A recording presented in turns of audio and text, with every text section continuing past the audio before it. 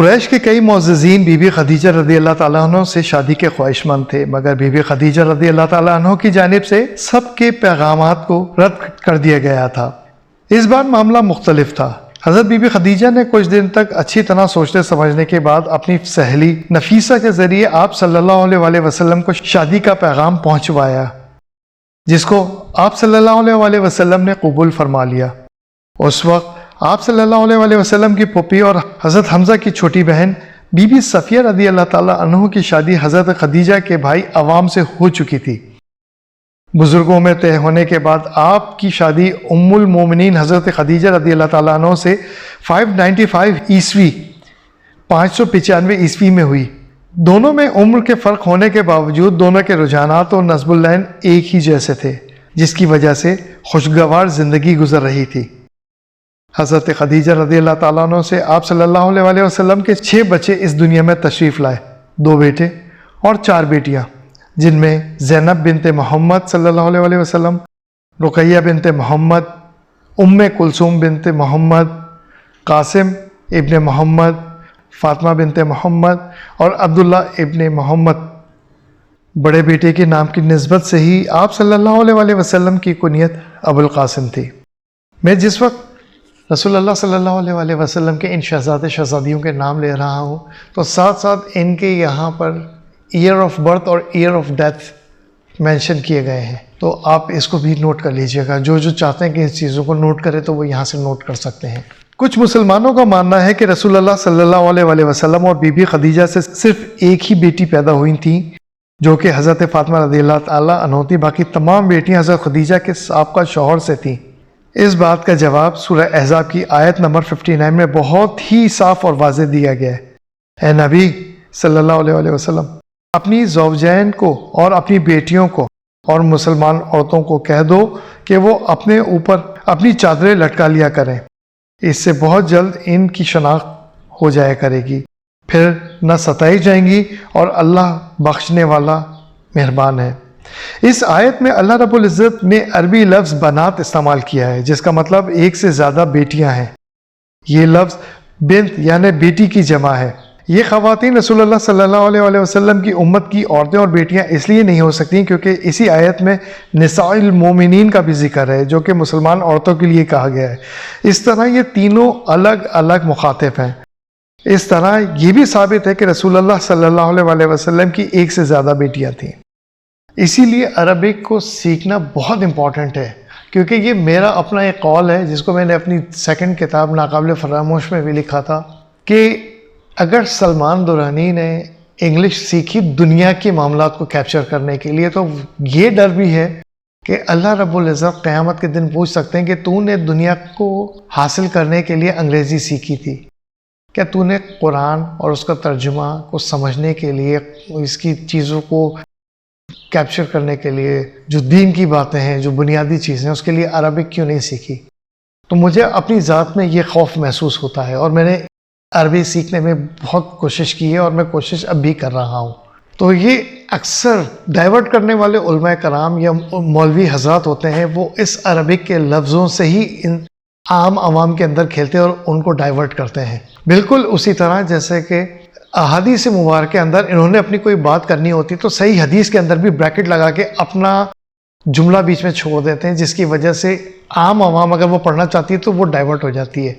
اگر آپ صحیح حدیثوں میں سے یہ بریکٹ والے معاملات کو کھینچ کے نکال لیں گے تو وہ بہت پیور آپ کے سامنے چیز رکھ دیتی ہیں، اور اس کو سمجھنا کوئی مشکل نہیں ہوتا، کیونکہ یہ جو بریکٹس ہوتے ہیں یہ اپنی منطق جو ہوتی ہے ان کی، اس کی وجہ سے اکثر لوگ قرآن پاک کے ترجمے کے اندر اور صحیح حدیث کے اندر ڈائیورٹ ہو جاتے ہیں، اور وہ اسی کو ہی گمراہ ہونا کہتے ہیں کہ خود پڑھو گے تو گمراہ ہو جاؤ گے۔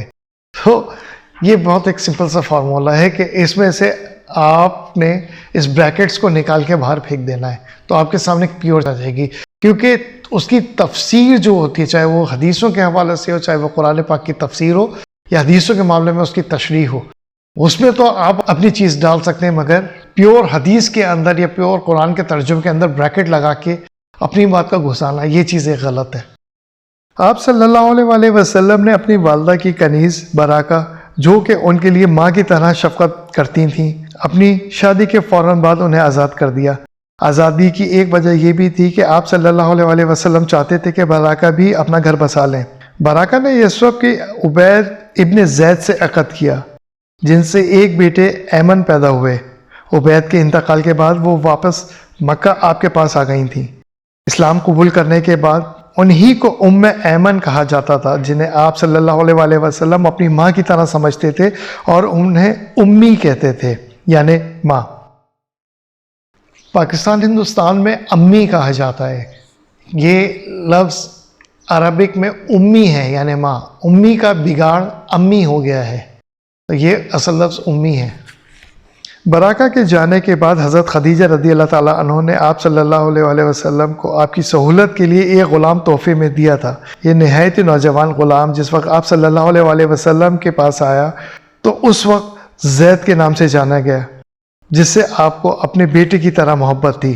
یہ وہی زید تھے جنہوں نے اپنے سگے والد کے ساتھ واپس جانے سے بھی انکار کر دیا تھا اور رسول اللہ صلی اللہ علیہ وسلم کی خدمت میں رہنے کو ترجیح دی۔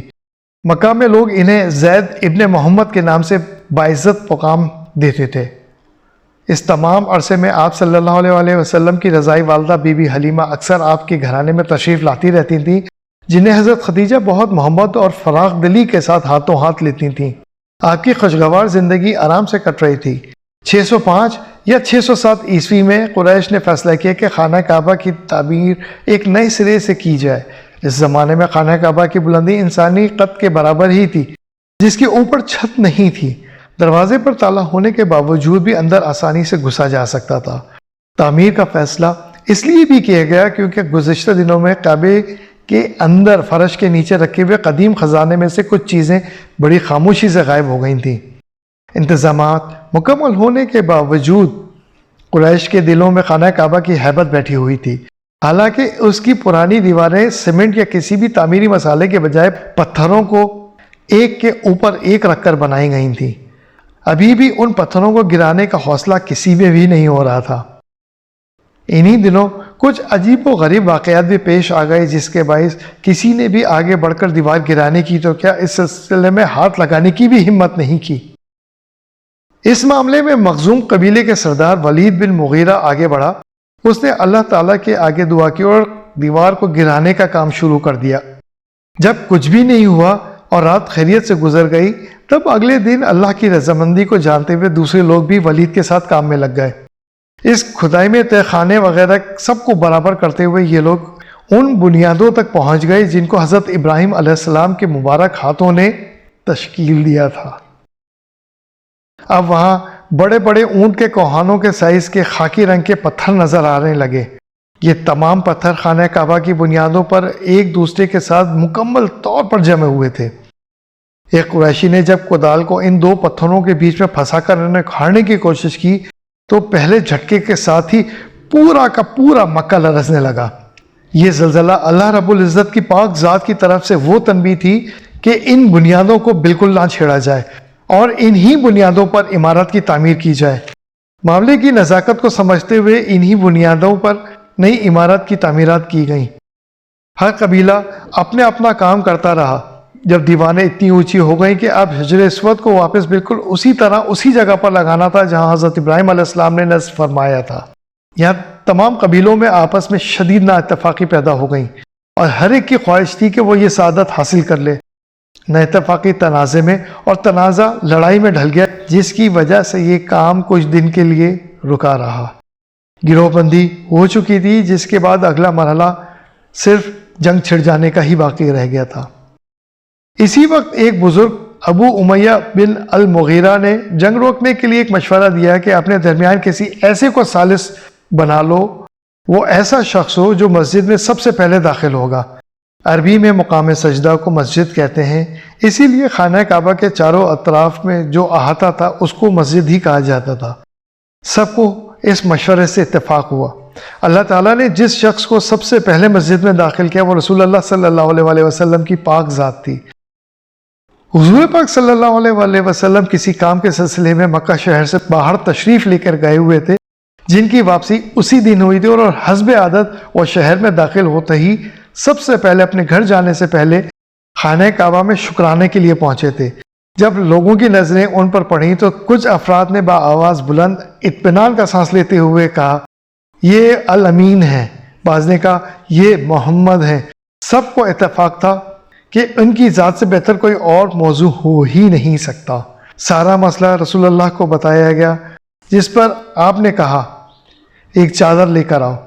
چادر لائی گئی، آپ نے اس چادر کو زمین پر پھیلایا اور حجر اسود کو اٹھا کر اس چادر پر رکھا اور سب قبیلوں کو دعوت دی کہ وہ سب مل کر چادر اٹھائیں۔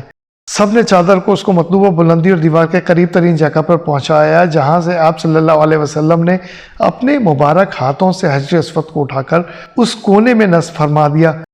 یہ تنازع بہت آسانی سے طے ہو گیا، جو تمام کے تمام قبائل کو جنگ تک لے کر آ چکا تھا۔ خانہ کعبہ کی عمارت کو اس عمل کے بعد بلند کر کے مکمل کر دیا گیا۔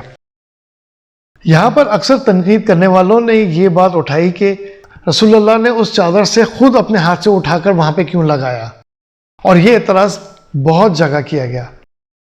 سمپل سی بات ہے کہ اللہ رب العزت نے ان تمام قبیلے کے سرداروں کے دل میں یہ بات ڈال دی تھی کہ یہی یہ کام کریں گے۔ اگر ایسا ہوتا تو اسی موقع پر ہی کوئی نہ کوئی تنازع کھڑا ہوتا، جو کہ نہیں ہوا، اور رسول پاک صلی اللہ علیہ وآلہ وسلم ہی کے مبارک ہاتھوں سے حجر اسود کو اس کی جگہ پر رکھا گیا تھا، اور اطمینان و تسلی اللہ کی طرف سے ان تمام سرداروں کے دلوں میں ڈال دی گئی تھی، تو یہ معاملہ اٹھا ہی نہیں تھا۔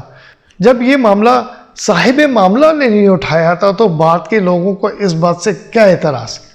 وہ کون ہوتے ہیں اس طرف اعتراض کرنے والے، جن کا اس تمام معاملے سے لینا دینا نہیں، سوائے اس کے کہ ان کے دلوں میں بغض اور خناس ہے، جو آج بھی چلتا چلا آ رہا ہے۔ ہم اس میں کچھ نہیں کر سکتے۔ ایک یونانی تاریخ دان نے، جس نے 60 BC سے 30 BC کے درمیان دنیا کی قدیم تاریخ لکھی تھی، اس کا نام دیودورس سیکولس تھا۔ وہ اپنی مشہور کتاب میں عربوں اور خانہ کعبہ کے بارے میں لکھتا ہے The inhabitants of the land about the Gulf, who are known as Beni Zomans, find their food by hunting the land animal and eating their meat, and a temple has been set up there, which is very holy and exceedingly revered by all Arabians. خانہ کعبہ کے مقدس ہونے کی یہ تفصیلات حضرت عیسیٰ علیہ السلام کی پیدائش کے زمانے میں لکھی گئی تھیں، جن سے واضح ہو جاتا ہے کہ اس وقت بھی یہ مقام عربوں کے نزدیک مقدس تھا۔ برٹش ایسٹ انڈیا کمپنی جس زمانے میں دنیا پر اپنے پنجے گاڑنے میں مصروف تھی، اس وقت دنیا کے ہر علاقے کی تاریخ کو بہت گہرائی سے پڑھا اور سمجھا جا رہا تھا، تاکہ آنے والے وقتوں میں وہاں کے مزاج کے حساب سے لوگوں کو قابو میں کیا جا سکے۔ اسی زمانے میں برطانوی تاریخ دان ایڈورڈ گبون نے بھی بہت گہرائی اور سچائی سے تاریخ لکھی، جس کا فائدہ آنے والے وقتوں میں خوب اٹھایا گیا۔ وہ یونانی تاریخ دان دیودورس کے حوالے سے لکھتا ہے The genuine antiquity of Kaaba ascended beyond the Christian era. In describing the coast of the Red Sea, the Greek historian Diodorus has remarked between their Thamudites and Sabians, a famous temple, superior sanctity was revered by all Arabians. The length of silken veil, which is annually renewed by the Turkish emperor, was first offered by the Humrites, who reigned 700 years before the time of Muhammad. خانہ کعبہ کی نئی تعمیر کے دوران حجر اسود نصب کرنے کے اس واقعے کے بعد اب عرب پر آپ صلی اللہ علیہ وسلم کا مقام مکمل طور پر واضح ہو چکا تھا۔ مکے کا ہر شخص آپ کی رسالت کے دعوے سے پہلے آپ سے بہت محبت رکھتا تھا۔ ہر کوئی چاہتا تھا کہ اس کے گھر میں محمد کی رحمت اتر آئے، یعنی کہ رسول اللہ صلی اللہ علیہ وسلم کی صاحبزادیوں کے عقد یا نکاح مکے کے دیگر گھرانے چاہتے تھے کہ ان کے گھروں میں ہوں۔ ایک دفعہ حضرت خدیجہ کی بہن حالہ نے بھی اپنے بیٹے ابو العاص کی شادی کے لیے ذکر کیا۔ آپ اور بی بی خدیجہ کی باہمی رضامندی اور ابو العاص کی شرافت کو دیکھتے ہوئے حضرت زینب کی شادی ابو العاص سے کر دی گئی۔ اس شادی کے بعد ابو لہب نے بھی اپنے دونوں بیٹوں عتبہ اور شیبہ کے لیے آپ کی دونوں صاحبزادیوں یعنی بی بی رقیہ اور ام کلثوم کے رشتوں کی درخواست کی۔ بہتر رائے کے باعث یہ دونوں رشتے بھی ابھی صرف قبولی کیے گئے۔ انہی دنوں بحالت نیند اللہ تعالیٰ کی حقیقی تجلیات کا مشاہدہ آپ صلی اللہ علیہ وسلم کو مستقل ہو رہا تھا، جس کے اثر سے آپ صلی اللہ علیہ وسلم تنہائی پسند ہوتے جا رہے تھے۔ اس بارے میں بخاری شریف کی ایک حدیث ہے، جس میں ام المومنین حضرت عائشہ صدیقہ رضی اللہ تعالیٰ عنہ بیان فرماتی ہیں، اور یہ روایت ان کے بھانجے اور حضرت اسما کے صاحبزادے حضرت عروہ بن زبیر رضی اللہ تعالیٰ عنہ نے روایت فرمایا کہ حضرت عائشہ فرماتی ہیں رسول اللہ پر وحی کی ابتدا سچے اور اچھے خوابوں سے ہوئی تھی۔ جو بھی خواب دیکھتے تھے وہ صبح ظہور کے وقت ظاہر ہو جاتا۔ پھر آپ صلی اللہ علیہ وسلم کو خلوت یعنی تنہائی محبوب کر دی گئی اور آپ غار حرا میں جا کر تنہائی میں وقت اکیلے گزار کر عبادت فرماتے تھے۔ کئی راتیں عبادت کے بعد آپ اپنے گھر والوں کے پاس واپس لوٹتے اور سامان ضرورت لے کے واپس چلے جاتے تھے، یہاں تک کہ آپ صلی اللہ علیہ وسلم کے پاس حق آن پہنچا اور اسی حال میں کہ آپ غار حرا میں تھے۔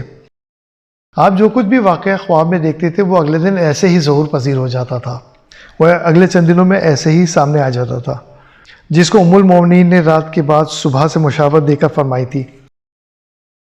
اگلے چند دنوں میں آپ صلی اللہ علیہ وسلم نے گوشہ نشینی اختیار کر کے اللہ کی عبادت میں ڈوبنے کے لیے روحانی مراقبہ اور سوچ و بچار فرمانا شروع کر دیا تھا۔ آپ کا انتخاب مکے کے مضافات میں ایک پہاڑی غار حرا تھا۔ آپ صلی اللہ علیہ وسلم اکیلے اس غار میں جا کر اپنا وقت اللہ کی عبادت میں بتاتے۔ عربوں میں اکیلے رہنے کے طرز عمل اس لیے بھی عجیب نہیں تھا کیونکہ اولاد حضرت اسماعیل میں گوشہ نشینی کی یہ روایت عام تھی۔ اگلے چند دن کا سامان ضرورت لے کر آپ غار حرا میں جاتے اور یاد الہی میں مشغول ہوتے۔ کبھی ایسا بھی ہوتا کہ آپ عبادت کی درمیانی دنوں میں پہاڑ سے اتر کر واپس آتے اور کھانے پینے یا ضرورت کا سامان لے کر واپس چلے جاتے تھے۔ یہ وہ زمانہ تھا جب آپ اپنے مشاہدات میں تھے کہ جب آپ غار حرا واپس پہنچ رہے ہوتے تو اکثر پیچھے سے صاف آوازیں سنائی دیتی، السلام علیکم یا رسول اللہ۔ آپ پیچھے مڑ کر دیکھتے کہ آواز لگانے والا کوئی ہے مگر وہاں پر کوئی بھی نظر نہیں آتا۔ ایسا لگتا تھا کہ جیسے یہ سلام کسی پتھر یا درخت سے کیا گیا ہو۔ اگلے چند سال اسی طرح گزرتے رہے اور 610 عیسوی میں آپ کی عمر 40 سال ہو چکی تھی۔ اس سال رمضان کے مہینے کی آخری راتوں میں آپ صلی اللہ علیہ وسلم غار حرا میں یاد الہی میں مشغول تھے۔